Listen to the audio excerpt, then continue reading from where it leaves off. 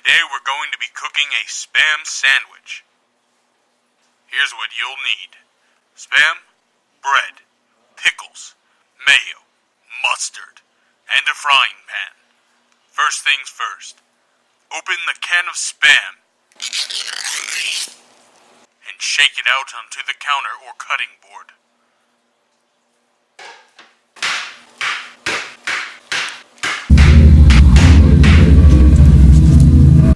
Cut these up into slices for sandwiches. Put them into the pan to cook. When it comes to a grenade, I prefer to cook it for about 3 to 4 seconds. Now that our meat is cooking, let's prepare the bread. I like to toast mine for that extra crunch. Now while that's going, let's cut up our pickles for a nice sandwich slices.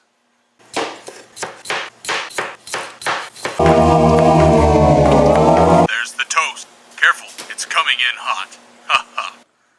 Now, spread a generous serving of mayo and mustard on each slice of bread.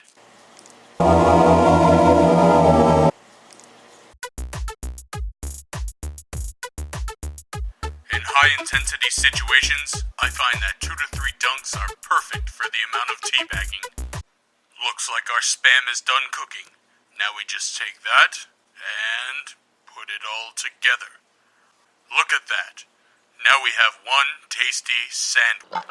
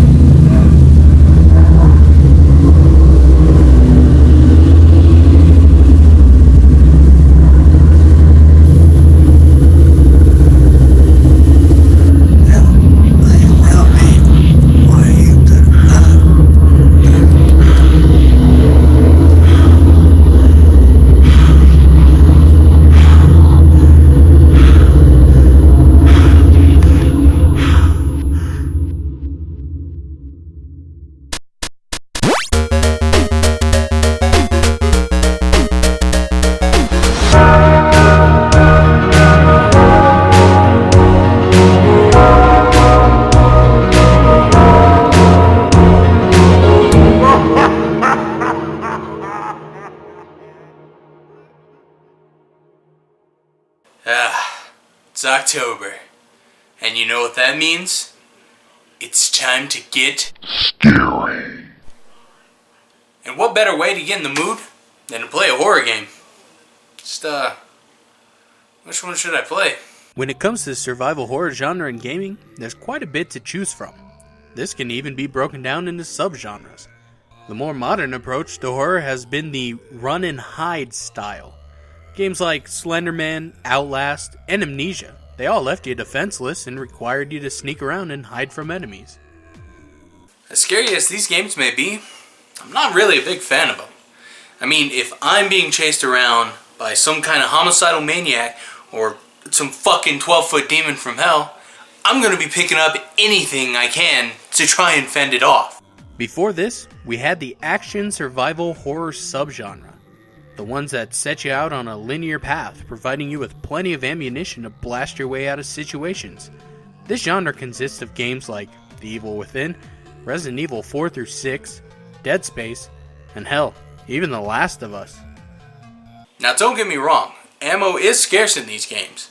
But if you hoard your ammo and take your shots carefully, you'll end up with quite a bit by the end of the game.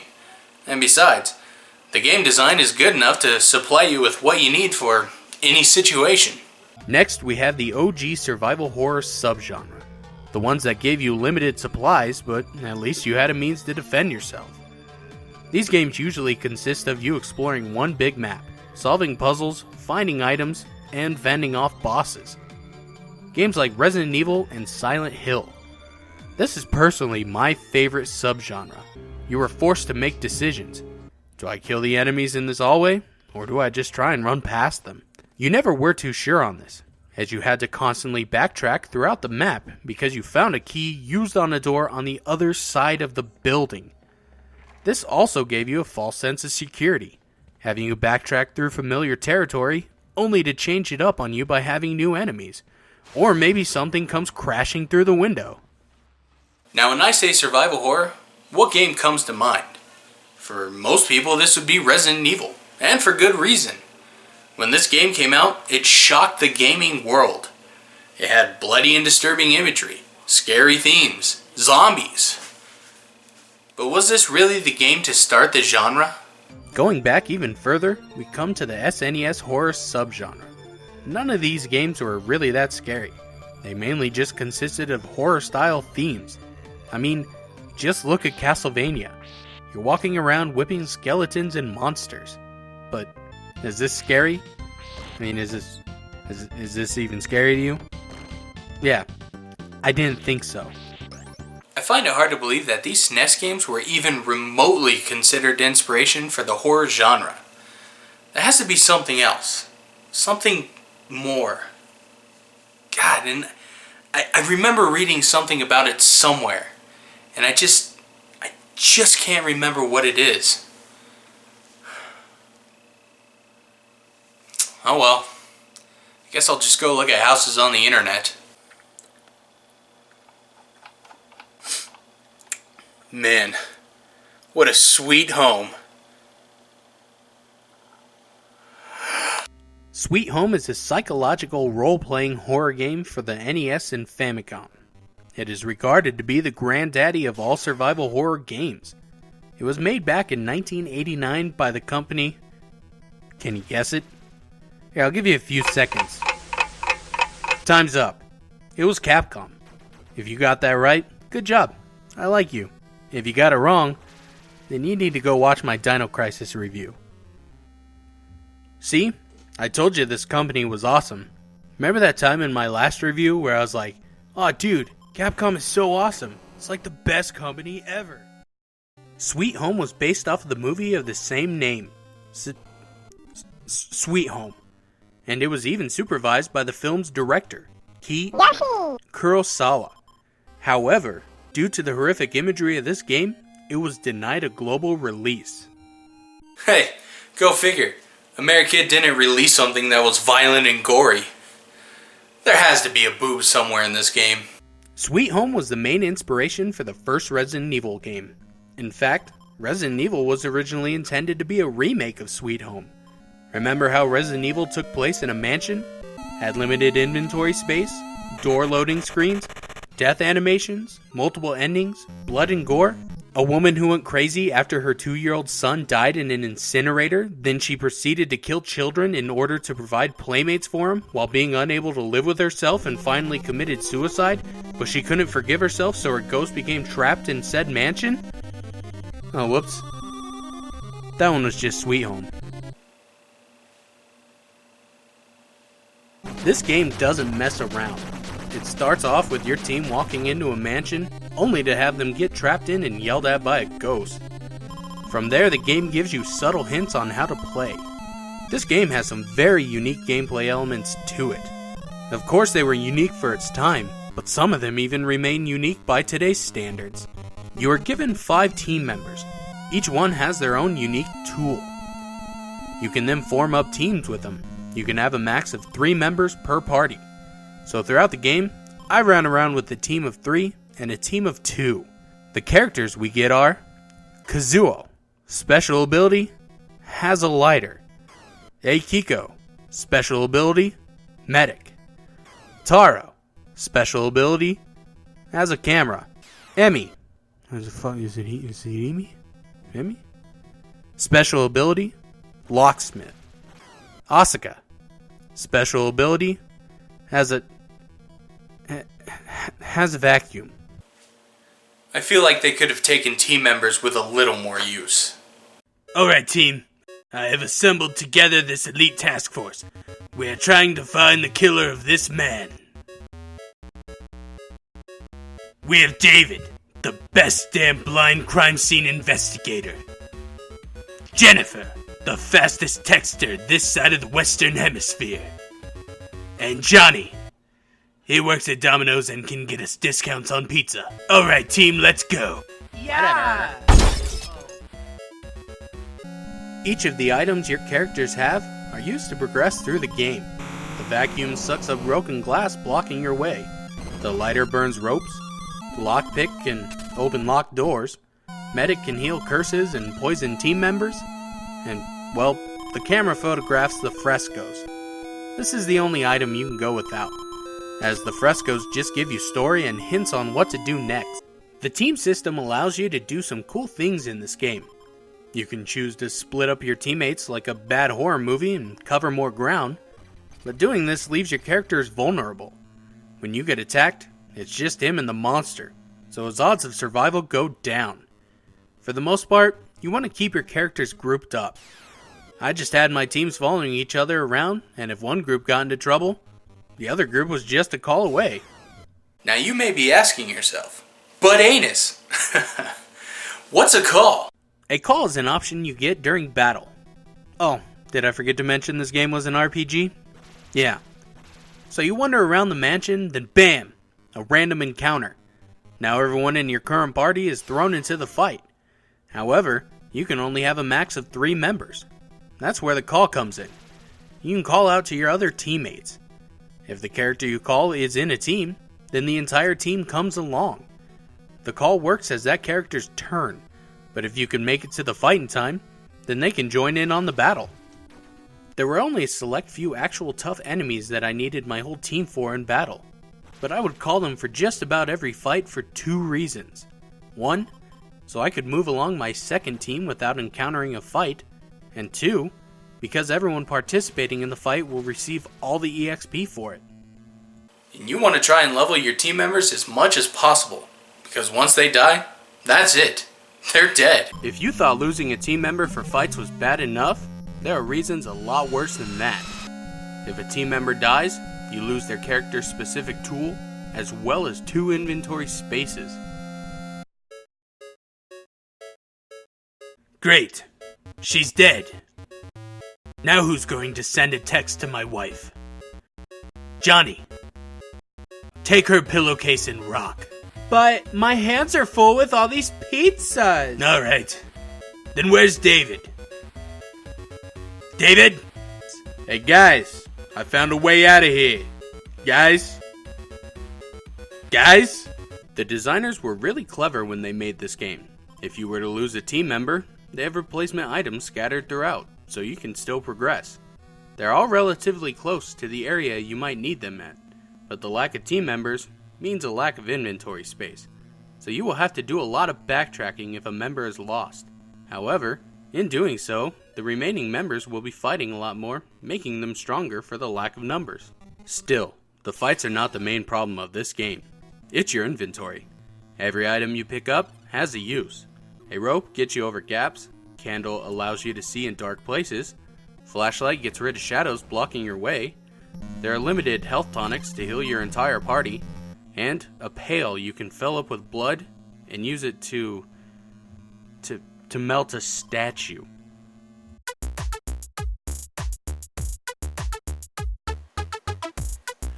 Tired of those tough to clean grease stains? I find that with a little elbow grease and the blood of my enemies, the stain goes right away.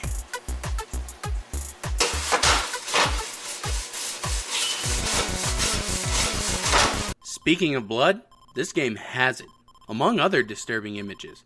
You have to remember guys, this game was made for the NES. This is 8-bit graphics we're talking about here.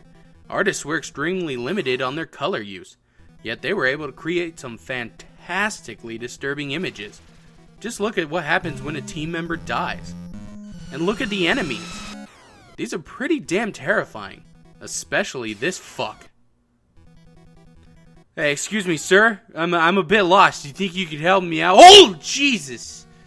And now the moment you've all been waiting for. The story. This story, my god. Can it be any more fucked? It starts out with your team sneaking into an abandoned mansion of a famed artist. Apparently, they heard word of some never-before-seen frescoes. Fresco. A painting done rapidly in watercolor on wet plaster on a wall or ceiling, so that the colors penetrate the plaster and become fixed as it dries. Your team is there to photograph them. Upon entering the mansion, there's a cave-in behind you, and a ghost says she's gonna murder you all. As you explore the mansion, looking for a way out, you discover notes scattered around. Some on paper, left by another team who came before you, and other times the notes are scribbled in blood on the wall, and when you photograph a fresco, letters appear. I really liked how the story was given to the player here. If you didn't care for it, it wasn't all in your face, but if you did care, you could spend a little extra time finding and reading each note. The story starts off slow, as you just read the notes of the team ahead. Then you begin to learn about the artist, his wife, and their 2-year-old child. The child was burned alive in the house incinerator, and the wife, suffering from the madness of loss, began killing children to provide playmates for her dead son. Eventually, the guilt caught up with her, and she killed herself. However, being unable to rest, she haunts the mansion. This is especially creepy, because bones you walked by before paying no mind to, suddenly you start to wonder if these are the bones of children.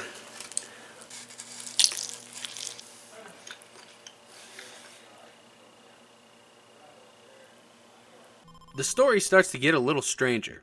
From what I gathered is someone dug up her baby's corpse and moved it, so she awoke from her rest grumpy and pissed. Throughout the game you encounter members of the previous group, some dead, others dying, and a couple of them are still alive. One of these guys even helps you out for a couple areas before he's met with one of the most brutal deaths I've ever seen.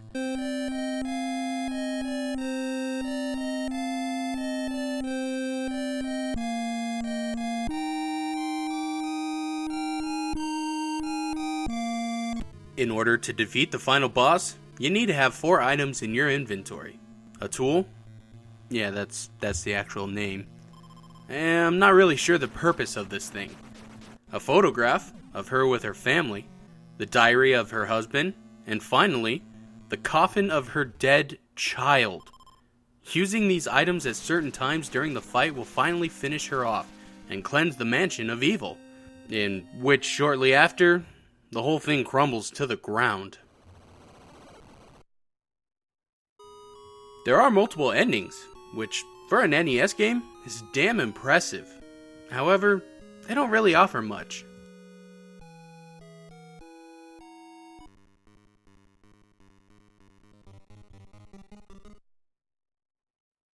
I have to say, this game is damn impressive, especially for the time that it was made. It was way ahead of its time, and easily the best NES game I have ever played. Well, that's it folks. For more game reviews like this, like, comment, and subscribe.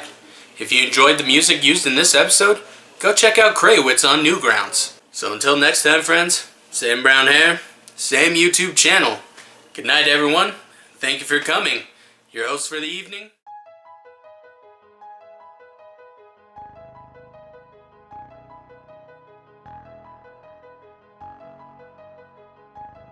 Dill!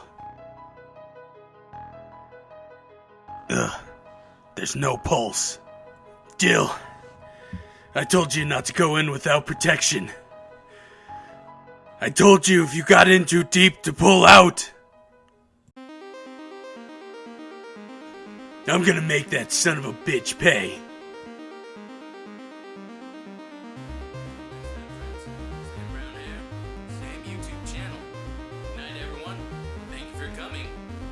for the evening, AnusOfGod. Eat lead, you son of a bitch! No, please!